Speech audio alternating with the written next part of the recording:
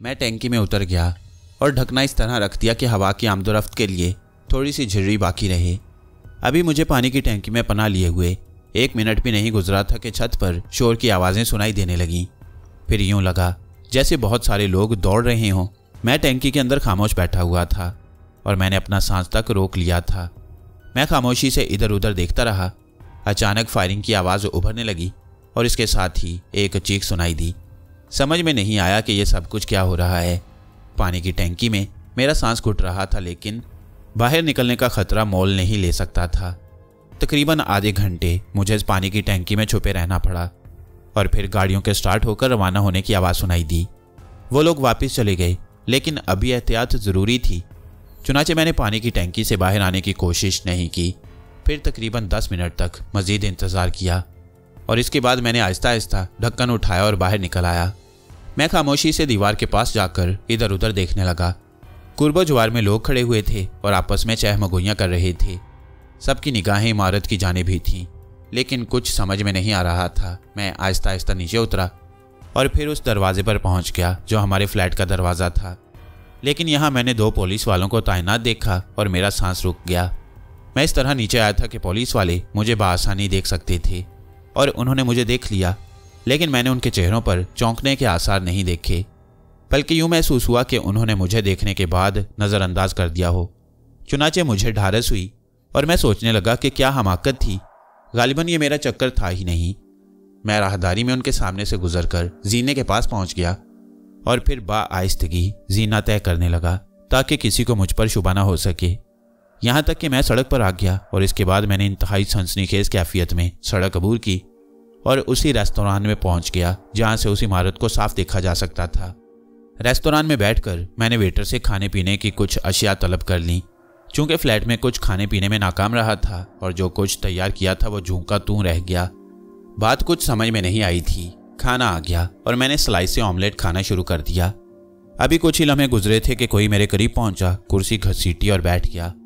मैंने चौंक कर उसे देखा तो महिंदर ही था। उसके चेहरे पर अजीब तासुरात थे। मैं उसे देखकर चौंक पड़ा। महिंदर मोहतात निगाहों से इधर उधर देख रहा था। फिर उसने कहा, जल्दी से फरागत हासिल कर लो, यह जगह हमारे लिए मखदूश है। क्या मंगवाऊं तुम्हारे लिए? कुछ नहीं, मैं कुछ नहीं खाऊंगा। बस यूं समझ लो मेरा यहाँ मौजूद रहना मेरे लिए खतरनाक है, लेकिन सिर्फ तुम्हारी वजह से रुक गया। मेरी वजह से? हाँ। मगर हुआ क्या? क्या तुम्हें मालूम है? सब कुछ मालूम है। मगर तुम उस वक्त कहाँ थे? यूं समझ लो कि तकदीर मेहरबान थी। क्यों? बस भाई जी क्या बताऊं, तुम कहाँ थे उस वक्त आखिर? बस मैं बिल्डिंग की तरफ ही आ रहा था कि मैंने पुलिस की भागदौड़ देखी। बिल्डिंग में वैसे तो बहुत से फ्लैट हैं, पुलिस तुम्हारी ख्याल में किस लिए आई थी? मेरे लिए? क्या? मैं चौंक पड़ा। हाँ। मगर तुम्हारे लिए? हाँ भाई जी। उसने एक ठंडी सांस लेकर कहा। महिंदर, मैं कुछ समझ नहीं सका। समझने की बजाय भाई जी, अगर तुम खाने पीने से फरागत हासिल कर लो तो तुम्हारी बड़ी मेहरबानी होगी। नहीं, कोई इतना मसला भी नहीं है। बिल्कुल भी नहीं भाई जी, खा पी लो, अब इतना भी नहीं है। तुम खा पी लो, उसके बाद यहाँ से उठेंगे। अगर वो तुम्हारी तलाश में थे, इसका मतलब है कि अब हमारा यहाँ रहना मुमकिन नहीं है। क्या कह सकता हूँ? महिंदर ने कहा और मुझे याद आ गया कि वो दोनों मुसल्ला पुलिस वाले महिंदर के फ्लैट के दरवाजे पर ही खड़े हुए थे। बात काफ़ी हद तक समझ में आ जाती थी। मैंने बमुश्किल तमाम ऑमलेट और टोस्ट जहर मार किया, फिर चाय का घोंट भर कर बोला, चलोगे यहाँ से? फ़िलहाल एक होटल है, वहाँ मेरे पास एक कमरा मौजूद है। कहीं वो कमरा भी तो ख़तरनाक नहीं है? नहीं, अभी तक नहीं है, लेकिन हो सकता है आने वाले वक्त में हो जाए। तो फिर मुझे वहाँ क्यों लिए जा रहे हो? देखो भाई जी, हम तुम्हें बिल्कुल मजबूर नहीं करेंगे। ये तो मेरे और तुम्हारे दरमियान मोहब्बत हो गई थी और उसी मोहब्बत में मैं अब तक यहाँ बैठा हुआ हूँ, वरना मुझे तलाश भी किया जा सकता है। बिल्डिंग ही का अगर कोई आदमी इधर निकल आया तो वो मेरी निशानदही कर देगा, क्योंकि बिल्डिंग में रहने वाले तमाम लोगों को ये बात मालूम हो चुकी है कि पुलिस मेरी तलाश में आई थी। मैंने महिंदर की बात का कोई जवाब नहीं दिया। ये शख्स अभी मेरे लिए कारामद था। वैसे तो मैं यहाँ कहीं भी अपना ठिकाना बना सकता था, लेकिन मैं खुद अपने आप को मखदूश हालत में पा रहा था। बिल अदा करने के बाद मैं और महिंदर बाहर निकल आए। महिंदर कहीं से एक टूटी फूटी कार ले आया। उसने कार का दरवाज़ा खोला, उसे स्टार्ट करने लगा। कई बार कोशिश के बाद कार स्टार्ट हुई और महिंदर ने उसे आगे बढ़ा दिया। ये कार तुम्हारी है?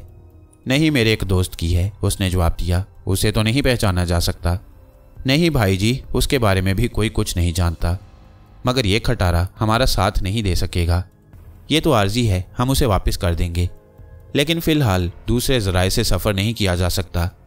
थोड़ी देर के बाद कार मुख्तलिफ रास्तों से होती हुई एक ऐसी जगह पहुंची जिसे बोसीदा और पुराना शहर कहा जा सकता था।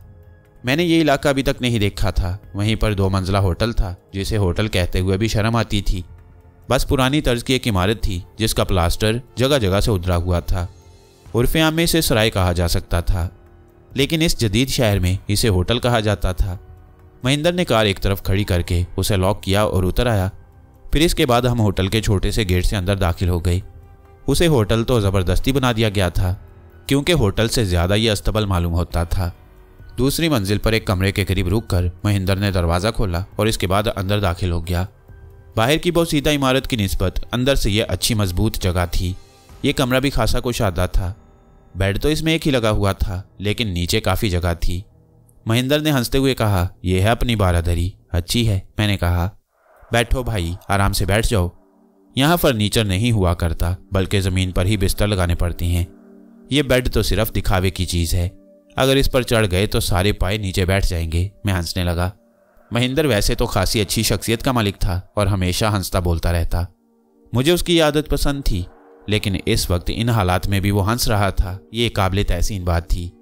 हम आराम से बैठ गए। महेंद्र ने दरवाज़ा बंद कर दिया और बोला, अगर अभी खा पी कर ना आए होते तो मैं तुम्हें खाने की पेशकश करता।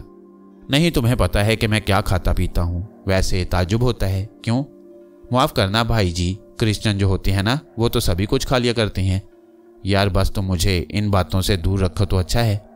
ठीक है, हम किसी की ज़ाती ज़िंदगी के बारे में कुछ जानने की कोशिश करते भी नहीं हैं और ना ही अपनी ज़ाती ज़िंदगी के बारे में किसी को बताना पसंद करते हैं, लेकिन तुमसे कह दिया कि बस दिल लग गया है तुमसे। अब ये बताओ महेंद्र कि पुलिस को तुम्हारी तलाश क्यों थी? पूछोगे भाई जी, अगर तुम बताना पसंद करो तो। अरे तुम्हें पसंद कर लिया है हमने, तो अपने दिल की बातें बताने से क्यों गुरेज करेंगे? महेंद्र ने कहा। कुछ उदास नजर आ रहा था। फिर कुछ देर खामोशी से सोचता रहा, फिर बोला, यकीन करना हमारी बातों पर, दोस्त समझकर बात कर रहे हैं और दोस्तों से झूठ नहीं बोलते। ठीक है महेंद्र, मुझे यकीन है, मैंने जवाब दिया। यहाँ पर हम बहुत सादा और आसान जिंदगी गुजार रहे थे। थोड़ी बहुत कमाई थी। जो जिंदगी अपना रखी थी उसका अंदाज़ा तुमने हमारे फ्लैट से ही लगा लिया होगा। अकेले आदमी हैं, आगे पीछे कोई नहीं है, बस दोस्तों के दरमियान जी रहे हैं और एक दोस्त ने मुश्किल में फंसा दिया है। कैसी मुश्किल? मैंने सवाल किया और महेंद्र फिर सोच में डूब गया और फिर बोला, एक ऐसी औरत के चक्कर में पड़ गए हैं हम जो बड़ी खतरनाक शख्सियत की मालिक है। मतलब वो मुनशियात स्मगलिंग करती है और बहुत सारे लोगों से ऐसे काम लेती है। हमारे दोस्त ने हमें भी उस जाल में फंसा दिया। पहले तो सच्ची बात यह है कि हम हकीकत नहीं समझ पाए। अच्छी आमदनी किसे बुरी लगती है, लेकिन बाद में हम गर्दन गर्दन तक दलदल में फंस गए। यानी तुम मनशियात के गिरोह के चक्कर में फंस गए? हाँ भाई जी, और हमसे हमारी मर्जी के बगैर काम करवाना शुरू कर दिया गया। बेशुमार ऐसी चीज़ें देखने को मिली जिन्होंने हिम्मत पस्त कर दी। मसलन कोई अगर उनके गिरोह में शामिल हो जाता है तो फिर उससे ज़िंदगी भर छुटकारा हासिल नहीं होता। छुटकारा सिर्फ इसी शक्ल में होता है कि वो ज़िंदगी से महरूम हो जाए। हमने एक शख्स को देखा था जिसकी 2 आंखें उसकी जेब में रखी हुई थीं। क्या? हाँ, उसने उस गिरोह से भागने की कोशिश की थी। भाग निकला, उन्होंने पकड़ लिया। फिर उसकी 2 आंखें निकाल दी गईं, जुबान काट दी गई ताकि वो पुलिस को उनके बारे में बयान ना दे सके। फिर उसकी कटी हुई जुबान और दोनों आंखें ग्रुप के उन अफराद को दिखाई गईं जिनके बारे में ये शुबा था कि वो भी गिरोह को छोड़ने की कोशिश कर रहे हैं। तो गिरोह के सरबराह को इस किस्म के बहुत से खेल आते हैं। गिरोह के सरबराह कौन है? खातून दो जाना, सीपी महेंद्र ने जवाब दिया और मेरे बदन के सारे रोंगटे खड़े हो गए। यही नाम तो मुझे दरकार था। इसी औरत से मुलाकात करके तो मुझे खजाने का पता मालूम करना था। ये औरत इस कदर खतरनाक है मैंने सोचा भी नहीं था। लेकिन बात कुछ समझ में नहीं आ रही थी। एक बहुत बड़ा खजाना उसकी तहवील में था, लेकिन वह मुनशियात की तजारत करती थी। ये अलग अलग बातें कैसे? पता नहीं क्या चक्कर था। खातून दो जाना का नाम सामने आना ही इस बात की अलामत थी कि अब सीपी महेंद्र से मेरी दिलचस्पियां गहरी हो जाती। ताहम मैंने अपने चेहरे से इन तमाम बातों का इजहार नहीं किया, बल्कि खामोशी से गर्दन झुकाए सोचता रहा। महेंद्र ने कहा, बस यह है अपनी कहानी।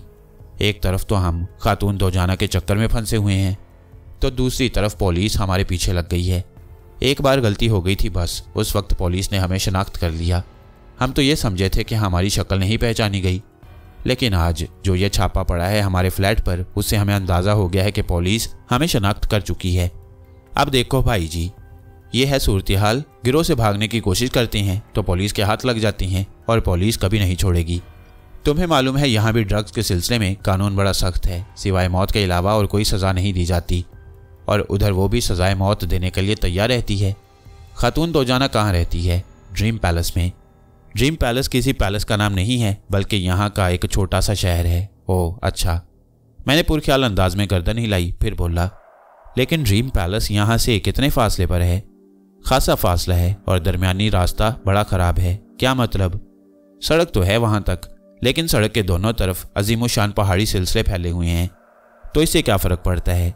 नहीं, कोई ख़ास फ़र्क तो नहीं पड़ता। मेरा मतलब यह है कि खासी दूर है यहाँ से वो। तो तुम अब क्या करोगे महेंद्र? यही सोच रहे हैं भाई जी कि फ्लैट तो छिन गया, फिलहाल यही अपनी पनाहगाह है। खातून दोजाना किसी तरह तुम्हारा पीछा नहीं छोड़ेगी, लग तो यही रहा है। लेकिन अगर उससे बात की जाए तो? क्या? महेंद्र चौंक कर मुझे देखने लगा। मेरा मतलब है कि अगर उससे बात की जाए तो? क्या बात की जाए उससे? यही कि तुम्हारा पीछा छोड़ दे। जवाब में महेंद्र हंसने लगा। फिर उसने कहा, बड़ी मासूम बात कही है तुमने भाई जी। कैसी औरत है वो, उसके बारे में तुम नहीं जानते। अगर तुम चोर की गोद में पनाह लो तो? चोर की गोद में? हाँ। देखो, हम अकल के खोते हैं, ज़रा साफ बात किया करो। वो ड्रीम पैलेस में रहती है ना? हाँ। और तुम यहाँ रहते हो? हाँ। फिर अगर तुम ड्रीम पैलेस जाकर रहो तो? गोया मौत के मुंह में, महेंद्र ने कहा। हाँ। क्या बात कर रहे हो भाई जी? तुम अपनी खोती अकल से सोच रहे हो। असल में तुम्हें हर जगह तलाश किया जाएगा, लेकिन अगर तुम खुद ड्रीम पैलेस जाकर रहना शुरू कर दो तो कोई सोचेगा भी नहीं कि तुम वहाँ हो। महेंद्र गहरी सोच में डूब गया। फिर आहिस्ता आहिस्ता उसके चेहरे पर अजीब से तासुरात नजर आने लगे और वो बोला, मशवरा तो अच्छा दिया है तुमने भाई जी, बात समझ में आती है वाकई। अगर खुद खातून दोजाना भी हमें तलाश करेगी तो इधर उधर ही तलाश करेगी, यानी जो हमारा शहर है। अगर हम खुद उसके शहर में जाकर रहना शुरू कर दें तो वो सोचेगी भी नहीं कि हम इतने दलेर हो सकते हैं। यही मैं भी कह रहा था। अब मेरा मतलब तुम्हारी समझ में आया है। मगर भाई जी, बात बड़ी खतरनाक है। अगर कोई और बात तुम्हारे जहन में है और अगर तुम उससे बचाव का कोई और जरिया रखते हो तो भला तुम्हें इसके लिए मजबूर तो नहीं करूंगा। हाँ वो तो ठीक है, मगर तुम, मेरा मतलब है। अरे मेरा क्या है, मैं तो एक आवारागर्द हूँ, तुम्हारे साथ निकल चलूंगा। बल्कि अच्छा होगा कि खातून दोजाना का पता तुम मुझे भी बता दो, मैं उससे मुलाकात करूंगा। क्या कह रहे हो भाई जी? हाँ, मैं अपने आप को तुम्हारी जगह पेश कर दूंगा। यानी तुम मुनशियात की स्मगलिंग करना चाहते हो? क्या हर्ज है? जब तुम उसे छोड़ रहे हो तो मैं उसे अपना लेता हूँ। ना करो तो अच्छा है भाई जी, क्योंकि बहरहाल ये बुरा काम है। जिस काम से अपना दिल मुतमईन ना हो वो काम नहीं करना चाहिए। तो फिर ऐसा करते हैं कि खातून दोजाना को भी इस काम से हटा देते हैं। हाँ हाँ, तुम तो सब कुछ कर लोगे, सारी दुनिया फतह कर लोगे, सिकंदर आजम हो ना। अमा कैसी बातें करते हो भाई जी, ख्वामखा महेंद्र का दिल जला रहे हो। तो फिर बताओ क्या करना है? कुछ नहीं करना, सोचना है। मगर मैंने सोच लिया है। क्या? मैं ड्रीम पैलेस जाऊंगा। क्या बात कर रहे हो? जो कह रहा हूं वो सच ही कह रहा हूं। फिर तुम्हारी मर्जी है, तुम मुझे सिर्फ वहां के बारे में पता बता दो। सुनो, तुम जहां चाहो रहो, लेकिन एक दिन जब तुम खातून दोजाना की मौत की खबर सुनो ना तो सोच लेना कि उसे मैंने ही कत्ल किया है। यार क्यों डरा रहे हो? क्या तुम कातिल भी हो? बन सकता हूं, मगर क्यों? तुम्हारे लिए, मैंने कहा। महेंद्र वाकई मासूम सिफ्त इंसान था। मेरे इन अल्फाज से बहुत मुतासिर हो गया और बोला, मेरे लिए? हाँ। मगर मैं तो? हाँ, मैं तो क्या? मैंने तो तुम्हारे लिए अब तक कुछ भी नहीं किया है। ये बात क्या कम है कि तुम खतरे में होने के बावजूद होटल में मेरे पास आए ताकि मैं तन्हा भटकता न रह जाऊं। वो तो हमारी मोहब्बत है तुमसे। तुम्हारा क्या ख्याल है कि क्या तुम खुद ही किसी से मोहब्बत कर सकते हो? दूसरा कोई तुमसे मोहब्बत नहीं कर सकता। महेंद्र बहुत ज़्यादा मुतासिर हो गया और इसके बाद उसने हाथ आगे करते हुए कहा, सारी ज़िंदगी एक ऐसे दोस्त की तलाश रही है जो हमारे लिए अपनी जान की बाजी लगाने पर तैयार हो जाए। और अगर तुम ये समझते हो कि महेंद्र दोस्ती में किसी से पीछे रहेगा तो इस बात को जहन से निकाल देना। हम दोस्तों के लिए जान दे सकते हैं। असल में हमें ऐसा कोई दोस्त मिला ही नहीं जिसके लिए जान दी जा सके, इसलिए ये जान फालतू अपनी झोली में डाले हुए हैं। मैं हंसने लगा। मैंने कहा, नहीं महेंद्र, मैं मजाक नहीं कर रहा। वाकई खातून दोजाना को या तो ख़त्म करना पड़ेगा या फिर उसे इस बात पर आमादा करना पड़ेगा कि तुम्हारा पीछा छोड़ दे। तुम करोगे हमारे लिए? हाँ करूँगा, बिला वजह कुछ भी नहीं कह रहा। महेंद्र बहुत ज़्यादा खुश नजर आने लगा। वाकई बहुत ही सादा इंसान था। फिर उसने पुरख्याल अंदाज में कहा, अगर ये बात है तो फैसला तुम करो, हम तुम्हारा हर तरह से साथ देने के लिए तैयार हैं। इसमें फैसला करने की कोई बात नहीं है महेंद्र, हमें ड्रीम पैलेस चलना होगा। मैं तो उस जगह के बारे में कुछ भी नहीं जानता, बस तुम मुझे वहां तक ले जाओगे और उसके बाद। ठीक है भाई जी, हम वहां चलेंगे। असल में हमारे पास वसाइल बहुत महदूद हैं। हमने अपने दोस्त से गाड़ी मांगी है। गाड़ी बेशक खटारा है, लेकिन हो सकता है साथ दे जाए। हम किसी दूसरी गाड़ी की कोशिश तो करें, लेकिन उसमें वक्त बहुत लग जाएगा और हो सकता है इसमें कामयाबी ना हो सके। और कोई जरिया नहीं है वहां तक सफर करने का। जरिया तो है, लेकिन खतरनाक होगा, उसने कहा और मैं पुरख्याल अंदाज में गर्दन हिलाने लगा। फिर मैंने कहा, ठीक है, यह सारा मामला तुम्हारा अपना है। और सुनो, हमें कुछ पिस्तौल वगैरह भी दरकार होंगे। इस सिलसिले में तो कोई फिक्र मत करो भाई जी, वो मैं कर लूँगा। कोई गाड़ी हासिल करने के लिए कुछ रकम खर्च करनी पड़े तो ऐसा हम नहीं करेंगे, क्योंकि वो रकम कोई छोटी मोटी नहीं होगी। महेंद्र ने खुलूस से कहा और मैंने कुछ सोचकर गहरी सांस ली और गर्दन हिला दी। वाकई इस सिलसिले में बहुत ज़्यादा जिद्दोजहद अभी मुनासिब नहीं थी। मुझे ये रकम भी संभाल रखनी थी जो उन लोगों ने मुझे दी थी। यहाँ एक्स लैंड आने के बाद अभी तक ना तो हारिस शाद का कोई पता चला और ना ही अदील कशफी का, और ना ही मुझसे किसी ने रुजू करने की कोशिश की। मैं भी जिन हालात से गुजर रहा था उनका मुझे बखूबी अंदाज़ा था। जिंदगी इन्हीं हंगामों में गुजरी थी। भला ये क्यों ना सोचता कि इस वक्त मैं जिस मखदूश हालत में हूँ वो मेरे लिए खासी परेशान कुन हो सकती है। ये अलग बात है कि एक लम्हा इन तमाम हालात से किनारा कशी हासिल करने में सरफ करो और निजात हासिल कर लूँ, लेकिन फिर इसके बाद ये तो कोई बात नहीं होती। जब एक शख्सियत अपनाई है तो फिर उसे ज़रा आखिर तक ले जाना चाहिए। पता नहीं कम वक्त जलाल सहगा खुद कहाँ होगा। अजीब सी बात थी। रजब अली का तोहफा बहरहाल बड़ा सनसनीखेज था, लेकिन इसकी दिलचस्पी से इनकार नहीं किया जा सकता। मामलात तय हो गए और इसके बाद 8-10 घंटे हम दोनों ने यहाँ गुजारे। महेंद्र मुसीबत में पड़ गया था। दिलचस्प आदमी था, बाहर निकले बगैर तो चारकार था ही नहीं, और मैं ये सोच रहा था कि मुझे एक अच्छा साथी मिल गया है। शख्सियत भी उम्दा थी और मुझे उस पर एतमाद भी हो गया। जिस पर एतबार हो जाए फिर वो बड़ी कीमती चीज़ बन जाता है। यही हुआ। महेंद्र बाहर चला गया। फिर जब वो वापस आया तो उसके पास 2 पिस्तौल थे। उसने कहा, गाड़ी को चेक करवा लिया है मैंने, मैकेनिक से छोटी मोटी चीज़ें बदलवा ली हैं। मेरा ख्याल है ड्रीम पैलेस तक हमारा साथ दे जाएगी। अपने दोस्त से भी बात कर ली है, उसे एतराज़ नहीं है। क्या कहा है उससे तुमने? यही कि कुछ मेहमान आए हुए हैं, उन्हें ज़रा दूर दूर तक घुमाना होगा। तो फिर बस उसने इजाज़त दे दी। चलो ठीक है। मैकेनिक क्या कहता है? कहता है कि गाड़ी चलेगी। उसने वह ज़रूरी चीज़ें तब्दील कर दी हैं जो मुश्किल दे सकती हैं। तो फिर हम कब रवाना हो रही हैं? बस थोड़ी देर के बाद। अरे तुम तो तैयार होकर ही आए हो। तो फिर और तैयारियों में क्या करना होगा हमें? खाने पीने की कुछ चीज़ें साथ ले लेती हैं, जैसे उबले हुए अंडे, स्लाइस, मक्खन वगैरह, थोड़े से फल। ठीक है, मैंने जवाब दिया। इसके बाद महेंद्र ने बाकी तैयारियां मुकम्मल की और फिर हम ड्रीम पैलेस चल पड़े। खातून दोजाना का तस्वुर मेरे जहन में बड़ा अजीब हो गया था। हालांकि अदील कशफी वगैरह ने कहा था कि मुझे ख़जाने के बारे में खातून दोजाना ही से मालूमात हासिल हो सकेंगी, लेकिन मैं ये सोच रहा था कि अगर वो इतनी ही ख़तरनाक औरत है तो क्या आसानी से मुझे ख़जाने का पता बता देगी? लेकिन आसानी से तो दुनिया का कोई काम भी नहीं होता। मुझे कोई लंबा ही खेल खेलना पड़ेगा। ड्रीम पैलेस में खातून दोजाना तक पहुंचने के लिए मुझे ज़बरदस्त कार्रवाइयाँ करनी पड़ेंगी। महेंद्र बहुत सी बातें कर रहा था और रास्तों में नज़र आने वाली चीज़ों के बारे में मुझे बता रहा था, लेकिन मुझे एक्स लैंड से कोई दिलचस्पी नहीं थी, ना ही वहाँ के जोग्राफिए से, ना ही वहाँ की सनती पैदावार से। मुझे तो सिर्फ अपने काम से गर्ज थी। सफ़र जारी रहा। मौसम भी खुशगवार था और ये सफ़र करते हुए हमें कोई दिक्कत पेश नहीं आ रही थी।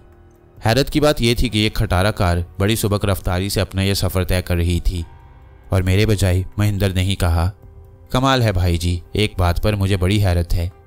क्या? मैंने चौंक कर कहा। इस जैसी गाड़ियाँ अगर इतनी अच्छी तरह चल सकती हैं तो बंदे को क्या ज़रूरत है कि वो कीमती गाड़ियाँ खरीदे? तुम इसे नज़र लगा रहे हो। हाँ वाकई मुझे ऐसे अल्फाज नहीं कहने चाहिए। हालांकि सबसे बड़ी तशवीश मुझे इसी बात की थी कि कहीं गाड़ी रास्ते में खराब। महेंद्र ने इतना ही कहा था कि गाड़ी झटके लेने लगी। हम जिस सड़क से गुजर रहे थे वो खासी नामवार थी, बस सड़क ही कहा जा सकता था उसे। हैरत की बात यह थी कि अब तक इतना सफ़र कर लिया था हमने, लेकिन इस पर कोई ट्रैफिक नज़र नहीं आ रहा था। पता नहीं ये ड्रीम पैलेस कैसी जगह थी जहाँ तक पहुँचने के लिए सही रास्ता भी नहीं बताया गया था।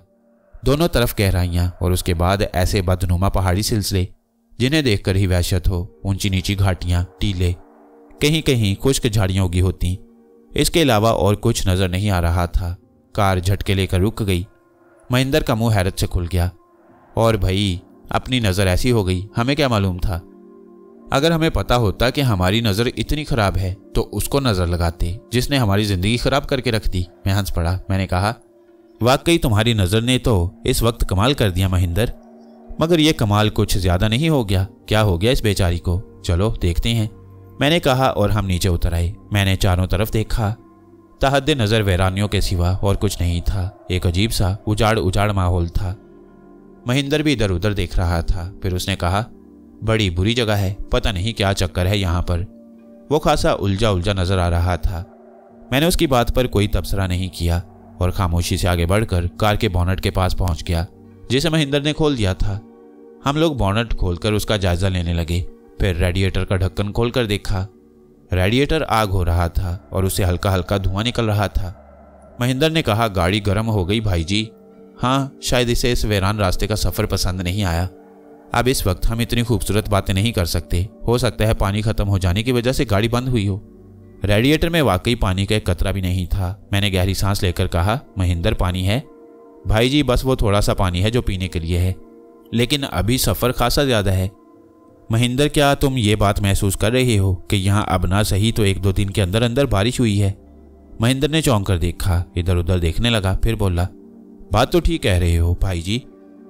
तो हो सकता है इन पहाड़ी टीलों में कहीं थोड़ा बहुत बारिश का पानी जमा हो गया हो, देखना पड़ेगा, महेंद्र ने कहा। और फिर एक ऐसी जगह ताड़ी जो बुलंद टीले की शक्ल में थी और सड़क के बिल्कुल करीब थी। महेंद्र आहिस्ता आहिस्ता उस टीले पर चढ़ गया। गाड़ी का ढक्कन खुला छोड़ दिया गया, बोनट भी खुला छोड़ दिया गया ताकि हवा लगे तो कम से कम गाड़ी के किल पुर्जे ही ठंडे हो जाएं। वैसे तेज़ गर्म होने के बाद फ्यूल पंप ने काम छोड़ दिया था, जिसकी वजह से गाड़ी बंद हुई थी। चुनाचे अगर रेडिएटर में पानी भी डाल दिया गया तो खासी देर इंतज़ार करना पड़ेगा। अचानक ही महेंद्र टीले की बुलंदी से चीखा, भाई जी तुम्हारा ख्याल ठीक है, पानी नज़र आ गया है लेकिन काफ़ी दूर है। कहाँ है? गहराइयों में एक जगह जौहर सा बना हुआ है, उसमें पानी चमक रहा है। डिब्बा है खाली? हाँ, तो फिर चलो पानी लेकर आते हैं। भाई जी तुम यहाँ रुको, मैं लेकर आता हूँ पानी, उसने कहा और फिर टीले से वापस पलटने लगा। गाड़ी की डिग्गी में से डिब्बा निकाला और इसके बाद बोला, जाने और आने में देर लग जाएगी, तुम यहाँ रुको, मैं पानी लेकर आता हूँ, मगर होशियार रहना, फिक्र मत करो, मैंने कहा। और महेंद्र सड़क के नशेब में उतर गया। मैंने एक बार फिर अतराफ का जायजा लिया और हैरानी से इस रास्ते के बारे में सोचने लगा। आखिर यहाँ से ट्रैफिक क्यों नहीं गुजरता? हो सकता है ड्रीम पैलेस जाने का कोई और रास्ता हो, लेकिन अगर कोई और रास्ता था तो महेंद्र ने उस तरफ से जाने की कोशिश क्यों नहीं की? बात समझ में नहीं आ रही थी। लेकिन ऐसी जो चीज़ें जिनका कोई अहम मकसद ना हो, समझने की ज़रूरत भी नहीं होती। मैं सिर्फ माहौल का जायज़ा ही लेता रहा। पहाड़ी टीलों के दरमियान कहीं कहीं रेत भी नज़र आ रही थी, लेकिन मुझे उससे कोई गर्ज भी नहीं थी। 10 मिनट, 20 मिनट, फिर आधा घंटा गुजर गया। महेंद्र अभी तक वापस नहीं आया था। मैं यूं ही मशगले के तौर पर उस टीले की जानिब बढ़ गया जहां से महेंद्र ने वो पानी तलाश किया। फिर मैं टीले की बुलंदी पर पहुंचकर दूर दूर तक निगाहें दौड़ाने लगा। वही मंजर उधर भी था जो सड़क के दूसरी तरफ नजर आ रहा था। खामोशी, सन्नाटा, टीले, रेत, कुछ समझ में ही नहीं आ रहा था। जगह जगह चट्टानें सर उठाए खड़ी हुई थीं और उनके दरमियान अजीब अजीब से रास्ते बने हुए थे। फिर वो जगह भी नजर आ गई जिसके बारे में महेंद्र ने बताया था, यानी एक ऐसा नशेब जिसमें पानी भरा हुआ था। लेकिन कुछ ही लम्हों के बाद मैं चौंक गया। यहाँ से दूर दूर तक देखा जा सकता था और कोई ऐसी चट्टान नहीं थी जो इंसान को छुपा ले। हालांकि बड़े बड़े टीले थे, लेकिन जिस जगह मैं खड़ा हुआ था वहां से उन्हें बासानी देखा जा सकता था। और फिर जितना वक्त महेंद्र को वहां गए हुए हो गया था, उतने वक्त में तो पानी के इस जगह के 4 चक्कर लगाए जा सकते थे, जबकि महेंद्र उन टीलों की आड़ में कहीं नहीं नजर आ रहा था। मैंने बौखलाई हुई निगाहों से एक बार फिर चारों तरफ देखा और इसके बाद मुंह के सामने दोनों हाथ करके जोर जोर से महेंद्र को आवाज़ें देने लगा।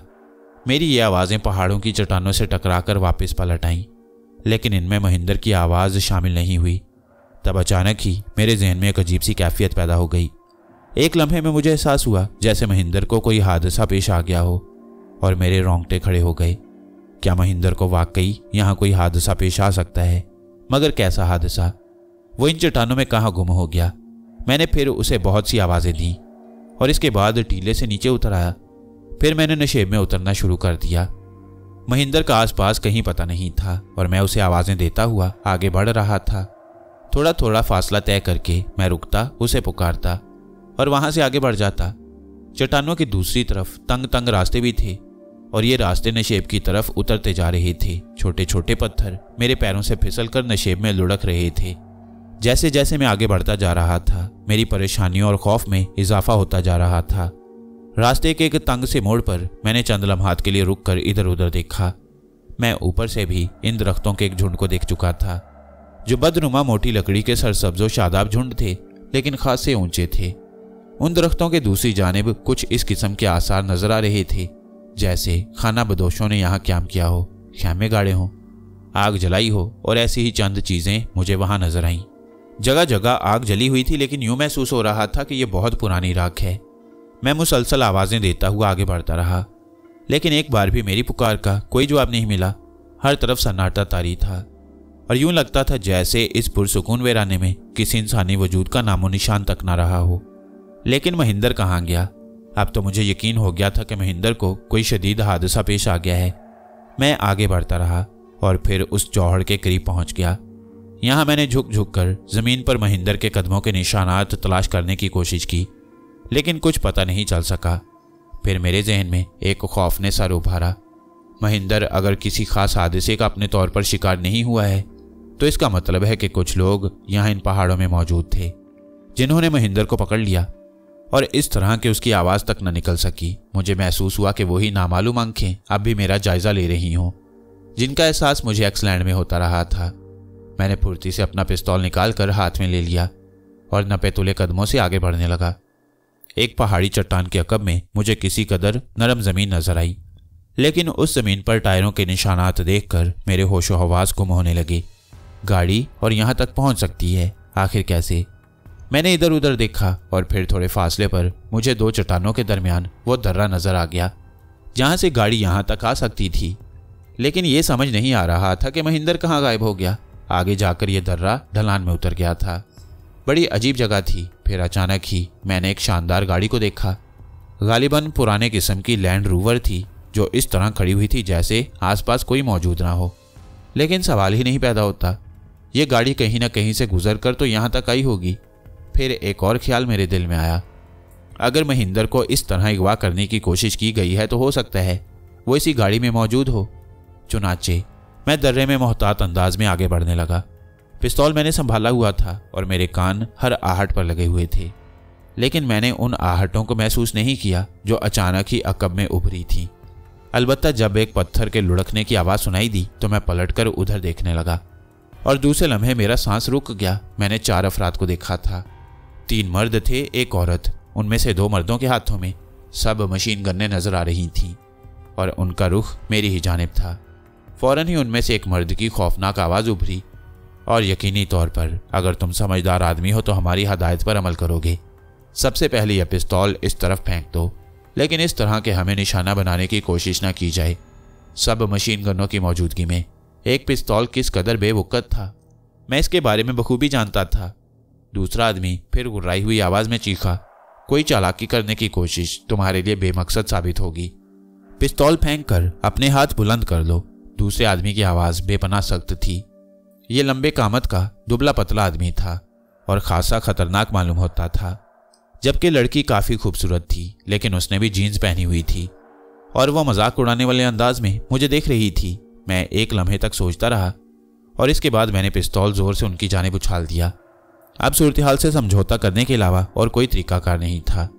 मेरा पिस्तौल आगे बढ़कर लड़की ने उठाया, उसे चेहरे के करीब करके देखा, फिर उसकी नाल पर फूंक मारकर उसे अपने हाथ में दबे रहने दिया। इसके बाद वो लोग आहिस्ता आहिस्ता आगे बढ़ने लगे। चंद लम्हों के बाद वो मेरे करीब पहुंच गए। करीब से देखने पर मुझे अंदाजा हुआ कि ये भी मुकामी आदमी नहीं है, बल्कि इनमें 2 मर्द सफ़ेद फाम नजर आ रहे थे। एक कुछ अजीब सी शक्ल का मालिक था। लड़की बिलाशुबा खूबसूरत थी और इस बात से इनकार नहीं किया जा सकता था।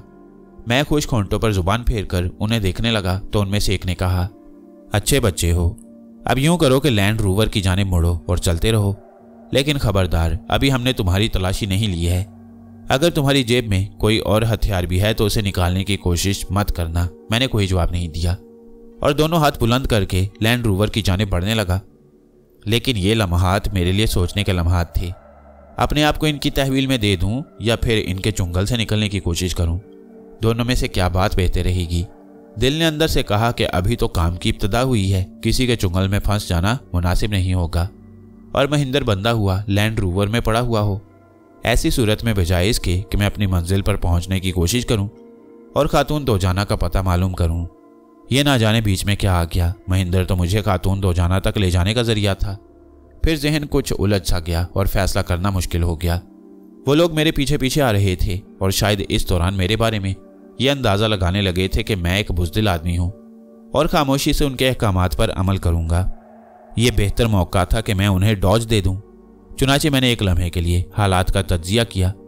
वो लोग आहिस्ता आहिस्ता अपना फासला कम कर रहे थे और अब मुझसे इतने पीछे थे कि अगर मैं एक उल्टी छलांग लगा दूं तो उन तक पहुंच जाऊं। उनके हाथों में दबे हथियार भी अब लापरवाही के अंदाज में पकड़े हुए थे और वो बआसानी मार खा सकते थे। फिर थोड़े फासले पर एक हल्का सा नशेब आया। इसके फौरन बाद हम लैंड रोवर तक पहुंच जाते, लेकिन नशेब में उतरने के बजाय मैंने नशेब के किनारे ही से अचानक अपने बदन को तोला और उल्टी छलांग लगा दी। मैं उस शख्स पर जा पड़ा जिसने मशीन गन संभाल रखी थी। दोनों साथी और लड़की उस शख्स से जरा पीछे थे, क्योंकि यही अपनी दानिश्त में मुझे कवर किए हुए बढ़ रहा था। एक लम्हे के लिए मैं उसके शानों पर रुका और दूसरे लम्हे मैंने एक जोरदार लात उसकी सब मशीन गन पर रसीद कर दी। चूंकि मेरा यह अमल गैर मुतवक्का और इंतहाई सख्त था, इसलिए वो कुछ ना समझ सके और जो शख्स सब मशीन गन संभाले हुए था ना सिर्फ मेरी लात बल्कि मेरे बकिया वजन को भी बर्दाश्त न कर सका और पथरीली जमीन पर बुरी तरह गिरा। मेरे पूरे बदन का बोझ इस वक्त उसकी गर्दन पर था। चुनाचे उसका सर इस कुव्वत से जमीन से टकराया कि खासी जोरदार आवाज़ हुई। पीछे मौजूद लोग जो सूरत हाल को समझ भी नहीं पाए थे, होशियार होकर मुझ पर लपके और बकिया दोनों अफराद ने एकदम छलांगे लगाईं। मैं तो करवट बदलकर एक तरफ हट गया, लेकिन उस बदबख्त की शामत ही आई थी जो अब मेरी बजाय उन दोनों के नीचे दब गया। और चूंकि चट्टान थी जिसमें नोकीले पत्थर भी थे, ये पत्थर दो अफराद की कुव्वत के साथ नीचे से उसके सीने में चुभे और उसके हलक से एक दिलदोज चीख निकली। दूसरी खौफनाक चीख उस लड़की की थी जो उन लोगों की साथी थी। वो बदहवासी से अपने गिरते हुए साथियों को देख रही थी और इससे पहले कि वो कुछ अमल कर सकती, अचानक ही मैंने फुर्ती से एक बार फिर छलांग लगाई और लड़की के बाल मेरे हाथों की गिरफ्त में आ गए। मैं उसे रगड़ता हुआ ज़मीन पर ले गया और फिर मैंने उसे संभलने का मौका नहीं दिया। लेकिन इस दौरान वो दोनों अफराद मौका पाकर मेरे करीब आ गए और इस बार मैं लड़की को छोड़कर उन दोनों को डॉज देने की कोशिश में कामयाब नहीं हो सका। मैंने उनकी गिरफ्त में ही फिर एक ज़ोरदार लात मारी। वो कराहता हुआ नीचे गिरा, लेकिन उसने मुझे ही पकड़ लिया। जिस तरह हम दोनों गिरे थे वहाँ भी एक नशेब नज़र आ रहा था। चुनाचे नशेब में लुढ़कने लगे। वो शख्स जो पहला शिकार हुआ था ना जाने किस आलम में था और दूसरा आदमी लड़की को संभाल रहा था, लेकिन तीसरा आदमी मेरे साथ ढलान पर लुढ़कता हुआ नीचे आ गया। ऊपर उन दोनों की सूरत हाल का अंदाज़ा तो नहीं हो सका, लेकिन मैं ये बात जानता था कि सब मशीन गन इतने फासले पर नहीं गिरी कि उसे उठाने में दिक्कत हो।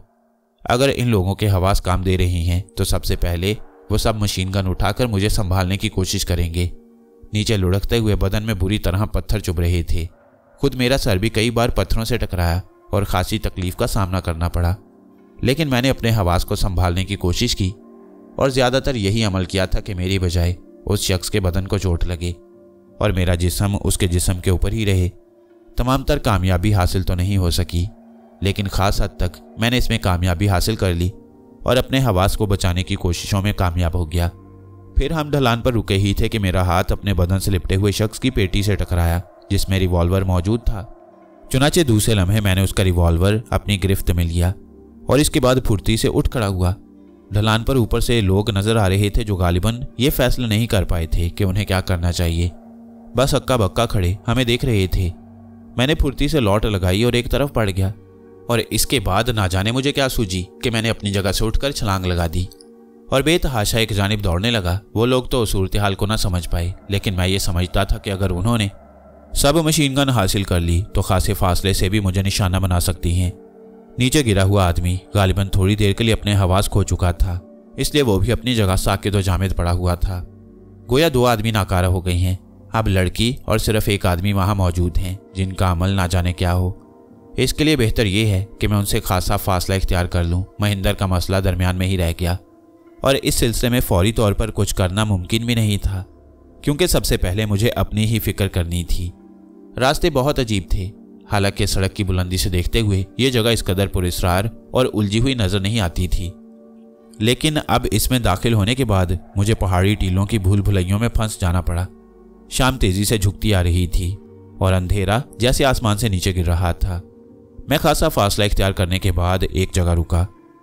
इन पत्थरों पर चलते हुए, घसीटते हुए, गिरते हुए मेरे बदन पर बहुत सी खराशें भी आई थीं जो तकलीफ दे रही थीं। मेरा चेहरा बेशक बदला हुआ था, लेकिन जिस्म मेरा अपना ही था और मैं ये महसूस कर रहा था कि खासी खराशें लगी हैं मेरे बदन पर। चुनाचे मैंने एक टीला मुंतखिब किया और उसके अकब में पहुंचकर ज़मीन पर बैठ गया। यहाँ से वो लोग नज़र नहीं आ रहे थे और ना ही किसी जिद्दोजहद का एहसास हो रहा था। काफ़ी देर तक मैं अपने हवास बहाल करने की कोशिश करता रहा। मेरे पास पिस्तौल मौजूद था जिससे मुझे बड़ी ढारस हो गई। अगर वो अचानक ही इधर आ निकले तो बहरहाल मैं उनसे मुकाबला कर सकता था। यह अंदाज़ा तो मुझे हो चुका था कि उन चारों में से दो कतई तौर पर नाकारा हो चुके हैं, बल्कि पहला शख्स जो पत्थर से टकराया था उसके बारे में तो मुझे ये एहसास भी था कि हो सकता है वो ज़िंदगी से महरूम हो गया हो। दूसरे आदमी के बारे में भी मेरा अंदाज़ा था कि वो खासा ज़ख्मी हो गया है। अब लड़की और उसका साथी रह गए थे। कभी कभी पत्थरों के लुढ़कने की आवाज़ आ जाती जिससे मैं ये अंदाज़ा लगाने की कोशिश करता कि वो लोग किस तरफ हैं, लेकिन अब कुछ देर से पत्थर भी नहीं लुढ़क रहे थे। रात की तारीकियां बढ़ती जा रही थीं। वक्त जिस तेज़ी से गुजर रहा था मुझे इस पर हैरत हो रही थी। फिर खासी देर तक एक सन्नाटा छाया रहा और मैं अपने जहन को संभालने की कोशिश करता रहा। मेरे चारों तरफ पत्थरों के बड़े बड़े टीले बिखरे हुए थे और उनके दरमियान मुकम्मल तौर पर खामोशी छाई हुई थी। खासे वक्त तक बैठा रहा। जहन में लातादाद ख्याल थे। अगर महिंदर गायब हो गया तो मुझे बड़ी मुश्किलात का सामना करना पड़ेगा। वो तो मेरे लिए खातून दोजाना तक पहुंचने का एक रास्ता बन गया था। ये अलग बात थी कि खुद उसे इस बारे में कोई ख़ास मालूमात नहीं थी। फिर अचानक ही मुझे खड़खड़ाहटें सुनाई दी और बिल्कुल मुखालिफ सिमत में मैंने जीन्स पहनने वाली लड़की को देखा जिसका हैवला अंधेरे में बहुत कम नज़र आ रहा था, लेकिन यह अंदाज़ा हो जाता था कि वो लड़की है और गालिबन उसके हाथ में भी पिस्तौल दबा हुआ था। वो बहुत मोहतात होकर सामने के तंग रास्ते से नीचे उतर रही थी। उसने एक एक कदम एहतियात से उठाया था। फिर थोड़े फासले पर पहुंचकर एक चट्टान के करीब आकर रुक गई। थोड़ी ही देर गुजरी थी कि पत्थरों के लुढ़कने की आवाज़ फिर सुनाई दी और इसके बाद एक सरगोशी सी उभरी। ट्रेला, ट्रेला तुम कहाँ हो? मैं मोहतात हो गया। वो लोग मेरे काफ़ी करीब आ गए थे। गालिबन ये लड़की का वो बच जाने वाला साथी था जो सरगोशियाना अंदाज में उसे पुकार रहा था। मैंने अपनी सांस रोक ली और हाथ में पकड़े हुए रिवॉल्वर को इस तरह संभाल लिया कि ज़रूरत पड़ने पर उसे बआसानी इस्तेमाल किया जा सके। फिर मैंने बड़ी एहतियात से दूसरी तरफ झांका। थोड़े ही फासले पर वो दराज कामत आदमी एक पथरीली चट्टान के पास नजर आ रहा था और इधर उधर देख रहा था। वैसे उसके हाथ में सब मशीन गन मौजूद थी। मैंने दिल में सोचा कि अब मुकाबला मुश्किल होगा। सब मशीन गन और रिवॉल्वर का कोई मुकाबला नहीं होता। फिर एकदम लड़की की आवाज़ उभरी।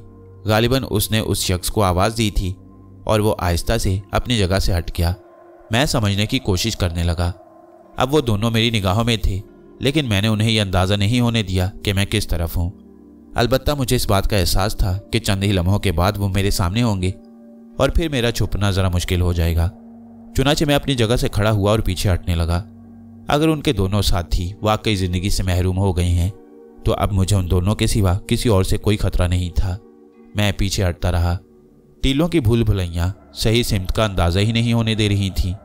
कुछ लम्हे के बाद मेरे अकब में एक चट्टान आ गई और मैंने फुर्ती से उसके पीछे पनाह ली, लेकिन अचानक ही मुझे रुक जाना पड़ा। मेरे बाएं तरफ वही जगह मौजूद थी जहां हमारा पहला सामना हुआ था और मैं दिल ही दिल में मुस्कुराने लगा। कहते हैं दुनिया गोल है, लेकिन दुनिया के बहुत से इलाके भी गोल हैं, जैसे ये इलाका। हालांकि मैंने इन लोगों से इतना फासला इख्तियार कर लिया था और काफ़ी देर तक दौड़ता रहा था, लेकिन अब यह एहसास हो रहा था कि मैं उसी जगह आ खड़ा हुआ हूँ जहाँ से इस हंगामा खेजी का आगाज़ हुआ था। वो लाश भी मुझे नज़र आ रही थी जिसके बारे में अब मुझे अंदाज़ा हो गया था कि अब वाकई वो लाश है। हालांकि ये शख्स बिला वजह ही मेरे हाथों मारा गया, लेकिन क्या किया जाता। अगर मैं इस पर काबू पाने की कोशिश ना करता तो वो मेरे साथ ना जाने क्या सलूक करता। अचानक ही कुछ पत्थर मेरे पैरों के नीचे से फिसल कर ढलान पर लुढ़कते चले गए। सन्नाटे में पत्थरों के लुढ़कने की आवाज़ दूर तक सुनी जा सकती थी, लेकिन मैंने फौरन ही अपनी जगह छोड़ी और एक और चट्टान की आड़ में हो गया। मैं ये सोच रहा था कि इस आवाज़ का क्या रद्द-ए-अमल होता है, लेकिन काफ़ी देर तक ऐसी कोई बात न हुई। फिर अचानक ही मुझे अपने बहुत करीब वही सरगोशी दोबारा सुनाई दी, ड्रेला। मैंने यह अंदाज़ा लगा लिया कि ये वही शख्स है जो पहले ड्रेला को पुकार रहा था, लेकिन वो मुझे नज़र नहीं आ रहा था और ना ही लड़की, जिसका नाम अब मुझे मालूम हो गया था। फिर मैंने उस शख्स को देख लिया। वो मोहतात अंदाज में चलता हुआ लंबे कद वाले आदमी की लाश के करीब पहुंच गया और उसके लिबास की तलाशी लेने लगा। तीसरे जख्मी के बारे में मुझे कोई अंदाज़ा नहीं हो सका। चंद लम्हे मैंने महसूस किया कि वो शख्स लाश की जेब से निकलने वाली अशिया अपनी जेब में महफूज कर रहा है और यकीनी तौर पर अब वो लैंड रोवर की जानिब जाएगा। क्या करना चाहिए? क्या मैं इसे रोकने की कोशिश करूं? अगर इस वक्त ये लैंड रोवर हाथ से निकल गई तो मेरे लिए मसला बच जाएगा। मैंने एक लम्हे के लिए सोचा ही था कि अचानक अकब से फिर सरसराहटें सुनाई दी और मैं अपनी जगह दुबक गया और उसी तरह साकित हो गया कि कोई मेरी जुम्बिश को महसूस ना कर सके। इस तरह वो लोग एक लम्हे के लिए माहौल पर हावी हो गए और मैं अब उनकी नकल हरकत का जायज़ा नहीं ले पा रहा था। फिर मैंने सोचा कि अगर यहाँ से बढ़कर लैंड रोवर तक पहुँचने की कोशिश करूँ तो मेरे लिए ज़्यादा बेहतर रहेगा, क्योंकि वो मेरी तलाश से मायूस होकर लैंड रोवर की सिमत ही आएंगे और वहाँ मैं उनसे निमट सकता हूँ। इस ख्याल के तहत मैंने फिर अपनी जगह तब्दील की और फिर चंद कदम ही चला था कि सब मशीन गन से कह के उगलने लगे। मुझ पर ब्रेस्ट मारा गया था और यह हौलनाक वेराना फायरिंग की आवाज़ से गूंज उठा। चमकते हुए शोले मेरे सर पर से सनसनाते हुए गुजरे और सामने की चट्टान पर पत्थरों की किरचियाँ उड़ने लगीं। मैंने फौरन ही एक पत्थर के पीछे छलांग लगा दी और उस सिमत का अंदाज़ा लगाने लगा जहाँ से फायरिंग की गई थी। मुझे ये समझने में देर नहीं लगी कि फायरिंग किस तरफ से हो रही है। एक बार फिर वही सरगोशी उभरी, ड्रेला इस तरफ आ जाओ। मैं आंखें फाड़ फाड़ कर उधर देखने लगा, लेकिन मैंने अपनी जगह से जुम्बिश नहीं की। उस शख्स ने शायद मुझे निगाहों में रखा था, क्योंकि दूसरे ही लम्हे एक बार फिर ब्रेस्ट मारा गया। मैं फुर्ती से ज़मीन पर लेट गया और पत्थरों पर सीने के बल रेंगता हुआ नशेब की जानिब बढ़ने लगा। मैं बर्क रफ्तारी से उस लैंड रोवर की तरफ ही सफ़र कर रहा था, जबकि वो लोग मुखालिफ सिमत में थे। थोड़ा सा फासला तय करने के बाद एक बार फिर मुझे रुक जाना पड़ा। लैंड रोवर थोड़े फासले पर थी। अभी मैं रुका ही था कि अचानक दाएं तरफ से किसी के हरकत करने की आवाज़ सुनाई दी और मैं फिर साकित हो गया। मैंने पिस्तौल अपने हाथ में संभाला हुआ था और इंतज़ार कर रहा था कि कोई मेरी रेंज में आ जाए। अब सूरत हाल ऐसी हो गई थी कि मुझे ज़िंदगी और मौत में तमीज़ करना मुश्किल हो गया। वो लोग मुझे किसी कीमत पर जिंदा नहीं छोड़ेंगे। अपनी ज़िंदगी बचाने के लिए मुझे उन्हें ख़त्म करना होगा। चंद लम्हात फिर गुजरे और फिर यूं महसूस हुआ जैसे कोई दबे कदमों चलने की कोशिश कर रहा हो। मैंने एक बार फिर वही आवाज़ सुनी। वो शख्स बार बार न जाने क्यों ड्रेला को पुकार रहा था। या तो ड्रेला उस तक पहुंची नहीं थी या फिर वो मुझे मुख्तलिफ रास्तों से तलाश कर रहे थे। सरगोशी के बावजूद आवाज़ चारों तरफ गूंजती हुई महसूस हो रही थी। इस बार उस आवाज़ में गुस्सा था, लेकिन ना जाने लड़की क्यों उसे जवाब नहीं दे रही थी। फिर चंद ही लम्हे गुजरे थे कि मुझे अपने दाएं सिमत एक पत्थर के फासले पर एक सरसा उभरता नजर आया। फिर कंधे दिखाई दिए। अब इसके अलावा और कोई चाराकार ना था कि नजर आने वाले हैवले पर मैं छलांग लगा दूं। एक बार फिर फायरिंग की गई और मैंने अपनी जगह छोड़ दी। इसके बाद मैंने इंतहाई महारत के साथ उस पर छलांग लगाई और उसे दबोचे हुए नशेब में गिर गया। लेकिन दूसरे लम्हे मुझे एहसास हो गया कि यह मर्द नहीं बल्कि औरत है और इस वीराने में एक ही औरत थी, यानी ड्रेला। मेरी इस बात की तस्दीक उसकी चीख से भी हो गई। अब वो मेरे नीचे दबी हुई थी। मैंने जल्दी से एक हाथ उसके मुंह पर रख दिया और दूसरे हाथ से उसकी दोनों कलाइयाँ पुश्त पर गिरफ्त में लेकर उसकी कमर पर घुटने से दबाव डालने लगा। और इसके बाद मैंने घुर्राई हुई सरगोशी में कहा, अगर तुम्हारे मुंह से दूसरी आवाज़ निकली तो मैं तुम्हें भी पत्थर पर रगड़कर ख़त्म कर दूंगा। लड़की ने शायद खुद भी चीखने की कोशिश नहीं की थी, लेकिन वो अपने आप को मेरी गिरफ्त से छुड़ाने की कोशिश कर रही थी। मेरी इस धमकी के बाद वो एकदम साकित हो गई। मेरे कान चारों तरफ की आहटों पर भी लगे हुए थे और लड़की को भी मैं अपनी निगरानी में लिए हुए था। मैंने उससे उसका रिवॉल्वर छीन लिया और उसे इस तरह अपनी गिरफ्त में रखा कि वो उठकर भाग भी ना सके। अभी उससे कोई सवाल करना बिल्कुल गलत था। मौके की मुनासबत से मुझे अभी उसे सिर्फ अपने काबू में रखना था। मैंने एक बार फिर सरगोशी की, देखो लड़की, मैं नहीं चाहता कि तुम्हें ख़त्म कर दूं, लेकिन इस वक्त जो सूरत हाल है उसके तहत ऐसा करना मेरी मजबूरी बन जाएगी। बेहतर होगा कि तुम अपनी ज़िंदगी बचाने की कोशिश करो और कोई जुम्बिश ना करो। मैं वादा करती हूँ कि ऐसा कोई अमल नहीं करूँगी। तुम्हारे कितने साथी जिंदा हैं? अब तो ड्रेकर अकेला है। लड़की ने जवाब दिया। तो साकित रहो, मुझे उसकी ज़िंदगी या मौत की कोई दिलचस्पी नहीं है। लेकिन तुम देख रही हो कि वो सब मशीन गन इस्तेमाल कर रहा है और मेरी ज़िंदगी किसी भी लम्हे खतरे से दो चार हो सकती है। मैं जानती हूँ, उसने कहा। इस वक्त मेरी इंतहाई कोशिश ये है कि मैं लैंड रोवर तक पहुँच जाऊँ। वह मेरे लिए ज़रूरी है। लड़की ने कोई जवाब नहीं दिया। मैं तो लैंड रोवर तक नहीं पहुँच सका, लेकिन वो शख्स जो मेरी तलाश से मायूस हो गया था गालिबन अब वापसी का फैसला कर चुका था, क्योंकि चंद ही लम्हों के बाद लैंड रोवर स्टार्ट हुई और तेज़ी से एक जानिब चलती ही चली गई। मैं बौखलाकर अपनी जगह से खड़ा हो गया। ये तो गलत हुआ, मैंने दिल में सोचा, और फिर अंधाधुंध लैंड रोवर पर फायर करने लगा। लेकिन जाहिर है ये एक अहमकाना अमल था। लड़की सिसकी सी लेकर रुक गई। मैं लैंड रोवर की दूर होती हुई रोशनियां देखता रहा और फिर मैंने गहरी सांस लेकर लड़की की तरफ देखा। वो तुम्हें भी छोड़ गया। लड़की ने कोई जवाब नहीं दिया, लेकिन मैं मोहतात रहा। कोई चाल भी हो सकती थी। हो सकता है उनका कोई और साथी भी साथ हो और लैंड रोवर जाने के बाद मुझे धोखे का शिकार करना चाहता हो कि मैं बाहर निकलूं, और जैसे ही मैं बाहर निकलूं वह मुझे निशाना बना ले। लेकिन मैं इतना बेवकूफ़ नहीं था। कुछ लम्हों के बाद लड़की ही बोली, अब यहाँ क्या कर रहे हो? निकलो यहाँ से, वो जा चुका है और हो सकता है वो दोनों लाशें भी ले गया हो।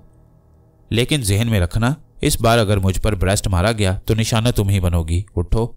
मैंने लड़की का बाजू पकड़कर उसे उठाया और उसे मोड़कर लड़की को अपनी ढाल बना लिया। इसके बाद मैं नशेब की तरफ ही चल पड़ा, जहां से ऊपर पहुंचकर मैं उस खटारा तक ही जा सकता था, जिसके बारे में मुझे कोई उम्मीद नहीं थी कि वो आगे का सफ़र तय कर लेगी। एक अजीब सी दहशत दिमाग पर सवार हो गई और मुझे ये माहौल बहुत बुरा लगने लगा। परेशान कुन ख्यालात दिमाग में आ रहे थे। कमबख्त महेंद्र पानी लेने के लिए नीचे उतरा था और उसके बाद से अब तक उसका कोई पता या निशान नहीं मिला। न जाने कैसी कैसी सोचें मेरे जहन तक आ रही थीं। फिर नशेब तय करने तक कोई ऐसा वाक़या पेश नहीं आया।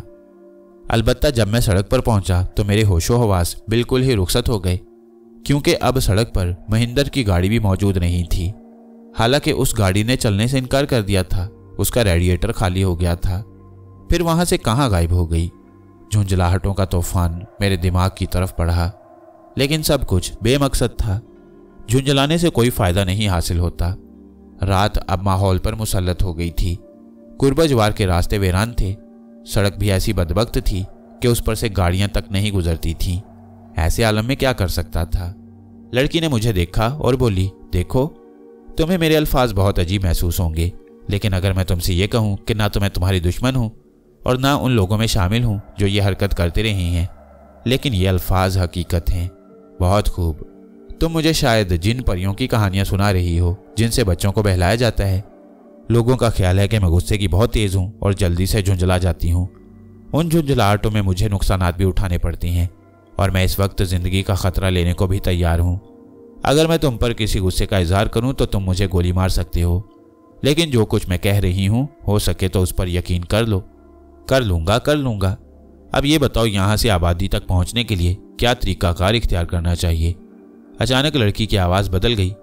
हम लोग फिज़ा में उड़ते हुए चलेंगे, उसने कहा और हल्का सा कह कहा उसके मुंह से आज़ाद हो गया। मजाक कर रही हो? गालिबन समझते हो कि लड़की हो, खूबसूरत हो, मैं तुम्हें कोई नुकसान पहुंचाऊंगा? नहीं डियर, ऐसी घटिया बातें मत करो। लड़की हूँ, खूबसूरत हूँ तो इससे क्या फ़र्क पड़ता है? ज़्यादा से ज़्यादा तुम मेरे साथ क्या सलूक करोगे? वो जो एक मर्द एक औरत के साथ कर सकता है। उसके बाद मेरे पास क्या हरबा रह जाएगा तुम्हें बेवकूफ़ बनाने का? मैं उसके अल्फाज समझने की कोशिश करने लगा। लड़की की बातें बहुत अजीब थीं जो मेरी समझ में नहीं आ रही थीं। थोड़ी देर खामोश रहने के बाद मैंने कहा, अच्छा, एक बात का जवाब दो मुझे। हाँ, पूछो। महेंद्र कहाँ है? कौन महेंद्र? फिर ड्रामा करने की कोशिश? नहीं, मैं तुमसे कह चुकी हूँ कि अब ड्रामा करने की कोई गुंजाइश नहीं है। तो फिर तुम लोग वहाँ क्यों झक मार रहे थे? मैंने तुम्हें बता दिया है ना कि तुम्हारे लिए, मेरे लिए, 100% तुम्हारे लिए। मेरे बारे में तुम क्या जानती हो? मैंने सवाल किया और लड़की किसी सोच में डूब गई। थोड़ी देर तक खामोश रही, उसके बाद कहने लगी, एक बात का जवाब दोगे मुझे? हाँ, पूछो। क्या तुम जलाल सहगा नहीं हो? अब उसके अल्फाज ऐसे थे कि मुझे चौंकना था। ये तो बहुत अजीब बात कही थी उसने। क्या मतलब है इस बात का? वो जलाल सहगा को कैसे जानती है? कुछ देर खामोश रहने के बाद मैंने कहा, कौन जलाल सहगा? नहीं, यह सब कुछ गलत है। क्या मतलब? मतलब यह है कि तुमने अपने बारे में खुलकर मुझसे बात ना की तो हमारे दरमियान कोई बात हो ही ना सकेगी। तुम बहुत ज़्यादा पुरस्कार बनने की कोशिश कर रही हो। तुम जानते हो मैं ऐसी कोशिश नहीं कर सकती, क्योंकि इस वक्त मैं जिस पोजीशन में हूँ उसमें मेरे लिए मजीद कोई गुंजाइश नहीं है। वो कौन थे जो तुम्हारे साथ थे? अगर तुम इस बात का एतराफ़ कर लो कि तुम जलाल सहगा हो तो फिर मैं तुम्हें सब कुछ बताने के लिए तैयार हूँ। चलो ठीक है, मैंने एतराफ़ कर लिया। तो सुनो जलाल सहगा, हमें बहुत अरसे से तुम्हारी तलाश थी। हमें? हाँ, हमसे तुम्हारी क्या मुराद है? हम OF ग्रुप से ताल्लुक़ रखते हैं। ये नया ड्रामा है? बिल्कुल कोई ड्रामा नहीं है। मैंने कहा ना, तुम चाहो तो गर्दन दबाकर मुझे मार सकते हो। हालांकि मैं इस कदर बुज़दिल या कमज़ोर नहीं हूं कि आसानी से मर जाऊं, लेकिन इस वक्त मैं तुमसे जो गुफ्तगू करना चाहती हूं उसमें सिर्फ दोस्ती है। गुड। हम बहुत वक्त से तुम्हारा ताक़ुब कर रहे हैं। तुम्हारे चेहरे पर मेकअप है, ये बात हम अच्छी तरह जानते हैं, लेकिन इसके बावजूद तुम्हारे इस नए मेकअप की तस्वीर हमारे पास पहुंच गई थी। हमारे फोटोग्राफर ने बनाई थी। कहाँ? लड़की ने इसके बाद जो तफसील बताई वो मेरे लिए बड़ी हैरानकुन थी। वो कहने लगी, और उसने तमाम तफसीलात हमें मुहैया कर दी, लेकिन ये लोग जिनके साथ मैं थी मेरे नहीं बल्कि खातून दोजाना के आदमी हैं। एक बार फिर मुझ पर हैरत का हमला हुआ। खातून दोजाना? हाँ। कुछ तफसील बताना पसंद करोगी? देखो जलाल सहगा, तफसील तुम्हें मैं बताई देती हूँ। आओ यहाँ किसी भी जगह बैठ जाती हैं। ये जगह आम ट्रैफिक के लिए नहीं है, क्योंकि एक और तवील रास्ता ड्रीम पैलेस की जानिब जाता है और ज़्यादातर ट्रैफिक उधर से ही गुजरता है। इस तरफ से ज़्यादातर ऑयल टैंकर गुजरते हैं। तुमने सड़क पर कहीं कहीं तेल के धब्बे देखे होंगे। ख़ुसूसन ये सड़क ऑयल टैंकरों के लिए बनाई गई है, क्योंकि मेन हाईवे ऑयल टैंकरों के लिए ममनुआ करार दे दिया गया है। फिर पता नहीं कमबख्त महिंदर इस रास्ते से क्यों आ रहा था। महिंदर के बारे में मैं तुमसे कुछ नहीं पूछूंगी। हो सकता है तुम्हारा कोई पसंदीदा शख्स हो या पसंदीदा नाम हो, लेकिन अपने बारे में बताना चाहती हूँ। हाँ बताओ। OF ग्रुप असल में कोई सरबराह नहीं रखता। हमारे साथ ऐसे लोग शामिल हैं जो दुनिया के मुख्तलिफ गोशों में मुनशियात की स्मगलिंग करते रहती हैं, लेकिन अपना कोई बाकायदा ग्रुप नहीं बना सके। असल में हमारा टकराव खातून दोजाना से है। खातून दोजाना के बारे में तफसील बताओ। बहुत ख़तरनाक औरत है, मुनशियात की बहुत बड़ी स्मगलर। शायद तुम्हें इस बात का अंदाज़ा ना हो कि एक्सलैंड का ये इलाका जो ड्रीम पैलेस कहलाता है, इसका असल नाम ड्रीम पैलेस नहीं था, बल्कि मखसूस लोगों ने इसका नाम ड्रीम पैलेस रखा है, और अब वो ड्रीम पैलेस के नाम से ही मशहूर हो गया। वजह? ख्वाबों का महल, और इस दौर में ख्वाब दिखाने के लिए मुख्तलिफ ड्रग्स मौजूद हैं, इस लिहाज से ये ड्रीम पैलेस कहलाता है। हाँ, और मुनशियात के इस्तेमाल करने वालों, मुनशियात फ़रोख्त करने वालों और मुनशियात की तजारत करने वालों के लिए ड्रीम पैलेस वाकई ख्वाब महल है। खूब। ड्रीम पैलेस में कई गिरोह मसरूफ़ अमल हैं जो मुनशियात की तजारत करते हैं। दुनिया के मुख्तलिफ गोशों से लोग यहाँ आते हैं और मुनशियात के हसूल में उन्हें कोई दिक्कत नहीं होती। वो यहाँ से सब कुछ हासिल करते हैं, और दिलचस्प बात यह है कि मुनशियात के स्मगलर मुनासिब मुआवजा लेकर उन्हें ये ड्रग्स उनकी पसंदीदा जगहों पर पहुँचाती हैं, यानी एक्सलैंड से बाहर दुनिया के हर मुल्क में। उनके ज़राए क्या हैं? लामहदूद। Very good. तो बड़े दिलचस्प इंकशाफात किए हैं तुमने, जो कुछ भी समझो। खैर छोड़ो, अब ये बताओ जलाल सहगा की तलाश तुम्हें क्यों थी? OF ग्रुप जलाल सहगा को अपना सरबरा बनाना चाहता है। अरे वाह, क्यों? इसलिए कि उसे जलाल सहगा के बारे में तमाम तफसीलात मालूम है। ये मज़ीद दिलचस्प बात है, मैंने कहा। और तुम जलाल सहगा हो? तुम कौन हो? सिर्फ़ और सिर्फ OF ग्रुप की एक कारकुन, और दर हकीकत मेरा नाम वो नहीं है जो वो लोग ले रहे थे। फिर तुम्हारा नाम क्या है? मेरा असल नाम लीना ग्राहम है। मैं तुम्हें क्या कहूँ? बेहतर होगा कि लीना के नाम से मुखातिब करो और मैं तुम्हें सहगा के नाम से। तुम ये समझ लो कि OF ग्रुप में मेरा एक मुकाम है और ग्रुप के अफराद मुझे अपना सरबरा तस्लीम करती हैं, लेकिन उनकी ख्वाहिश है कि जलाल सहगा हमें कंट्रोल करे। जलाल सहगा से वो लोग इस कदर मुतासिर क्यों हैं? इसलिए कि जलाल सहगा की एक हिस्ट्री है और वो हिस्ट्री हमारे इल्म में है। मैं दिल ही दिल में मुस्कुरा पड़ा। वाह रे जलाल सहगा, और वाह रे रजब अली। जब भी चलेगा कोई ऐसी ही चाल चलेगा, जब भी खेलेगा कोई ऐसा ही खेल खेलेगा जो मेरे गले का फंदा बन जाए। उधर वो जनाब अदील कशफी और हारिस शाद खातून दोजाना से वो पता मालूम करना चाहते थे जो किसी की मलकियत था, और वो ये ख़जाना उसके वारिस को पहुंचाना चाहते थे। सारे के सारे एक जैसे ही हैं। बड़े नेक लोग थे बेचारे, जो ख़जाने के वारिस के लिए अपनी ज़िंदगी दांव पर लगाए हुए थे और हर कीमत पर उसे उसके वारिस तक पहुंचाना चाहते थे। जबकि अगर वो ख़जाना उनके हाथ लग जाता तो वो सबसे पहले उसके वारिस को ख़त्म करते। मैंने खुलूस दिल से तो कोई बात तस्लीम नहीं की थी, बस जिस सूरत हाल से गुजर रहा था उसके तहत एक तरह की ब्लैकमेलिंग हो रही थी और मैं इस ब्लैकमेलिंग का शिकार हो गया था। यानी इसी जगह से निकलना जहाँ मुझे पुलिस तलाश कर रही थी जलाल सहगा के नाम से, और उन लोगों ने मुझे वहाँ से निकाल दिया। फिर इसके बाद यहाँ इस नई और दिलचस्प सूरत हाल का सामना करना पड़ा। था सब कुछ बेहद दिलचस्प, और अगर मैं अपने बारे में सोचता तो दर हकीकत मुझे अपने आप से झुंझलाहट महसूस होने लगती। दुनिया में लोग किसी न किसी सहारे से जिंदगी गुजारते हैं। घर होता है उनका, अहले खानदान होते हैं और उनके लिए जीने का तस्वुर पैदा हो जाता है। मैं उन लोगों में से था जिनके लिए जीने का कोई खास तस्वुर नहीं था, बस वक्त गुजारी की बात थी। जिंदगी में कुछ और नए हंगामों का आगाज हो जाएगा, कहीं ना कहीं तो जिंदगी के इस ऊंट को बिठाना ही है। बहुत देर तक सोचते रहने के बाद मैंने कहा, हाँ तो अब तुम मुझे मजीद तफसीलात बताओ। कुछ नहीं, कोई ख़ास तफसील नहीं है। OF ग्रुप भी ड्रीम पैलेस के अतराफ में बिखरे हुए दूसरे ग्रुपों की मानंद मसरूफ़ अमल है। हम लोग अपने दुश्मनों से भी होशियार रहती हैं। मैं नहीं चाहती ये लोग तुम्हारी ज़िंदगी के दरपे क्यों हो रही हैं, लेकिन इनका ताल्लुक खातून दोजाना के ग्रुप से है, और जहाँ तक मेरा अंदाज़ा है ये लोग यकीनी तौर पर जलाल सहगा की तलाश में थे। ये नहीं कहा जा सकता कि खातून दोजाना को जलाल सहगा से क्या खदशात लाहक हैं, लेकिन उन लोगों को यह हदायत मिली थी कि जलाल सहगा का ताक़ुब करें और उसे हलाक करने की कोशिश करें। गोया इस वक्त ये लोग मेरी हलाकत के दरपे थे। और तुम इनमें किस तरह शामिल थी? मैंने सवाल किया तो लीना मुस्कुरा दी, फिर बोली, मैं खातून दोजाना ग्रुप में OF ग्रुप के लिए मुखबर की हैसियत से काम करती हूँ। क्या मतलब? मैंने खातून दोजाना के ग्रुप में शामिल होकर उसके राज हासिल किए, और कई जगह OF के ग्रुप के लोगों ने मेरी मालूमात पर खातून दोजाना को नुकसानात पहुँचाए हैं, और इस तरह खातून दोजाना OF ग्रुप के चक्कर में पड़ी हुई है। मेरा सर चकरा गया था। क्या है ये दुनिया भी? ये लोग दौलत के हसूल के लिए क्या क्या कुछ नहीं करते, लेकिन सच्ची बात तो यह है कि दुनिया इन्हीं रास्तों पर सफ़र कर रही है। ये लोग ही क्या, हर जगह एक ही काम हो रहा है, यानी ये कि दौलत के हसूल के लिए हर जायज़ और नाजायज़ अमल।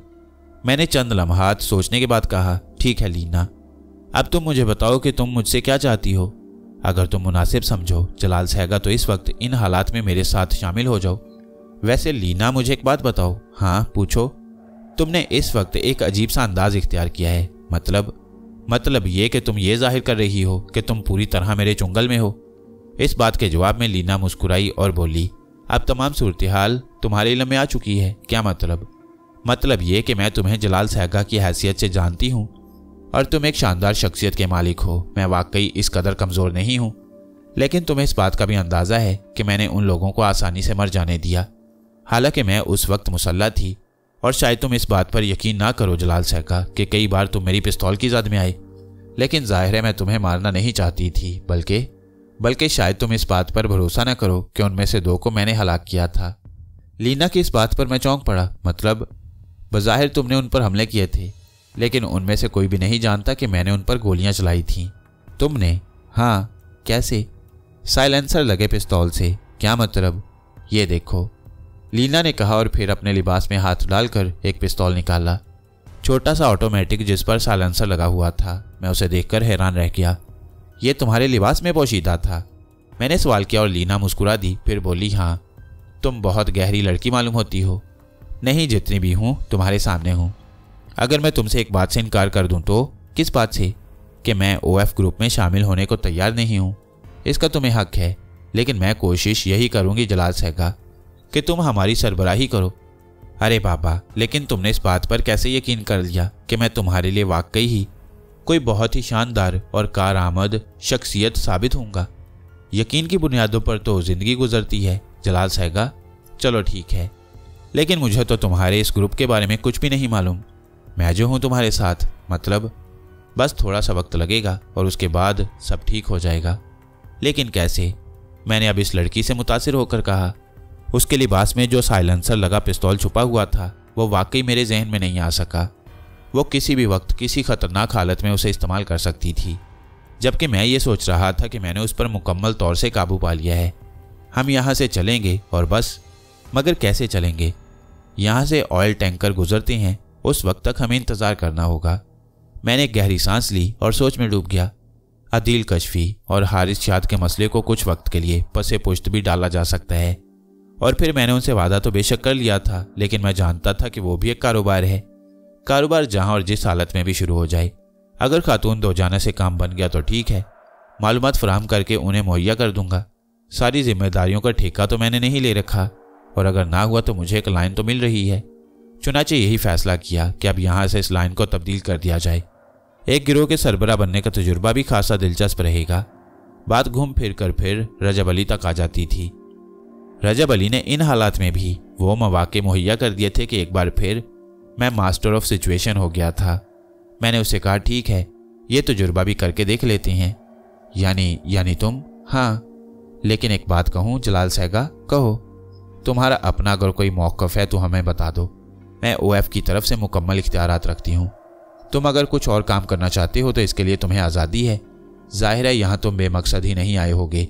हम तुम्हारे उस काम में तुम्हारे मुआवन होंगे, बल्कि अगर तुम चाहो तो पहले हम तुम्हारे लिए सरगर्म अमल रहेंगे, उसके बाद तुम हमारे लिए काम का आगाज़ करना। नहीं लीना, मेरा कोई ख़ास काम नहीं है। मैं बस जैसा कि मुझसे मुतल्लिक रवायत मशहूर है उनके तहत काम करता रहा हूँ। और अब ड्रीम पैलेस ऐसे ही जा रहा था, बल्कि यूँ समझो कि खातून दोजाना से ही एक मामला था जिसकी मुझे कोई जल्दी नहीं है।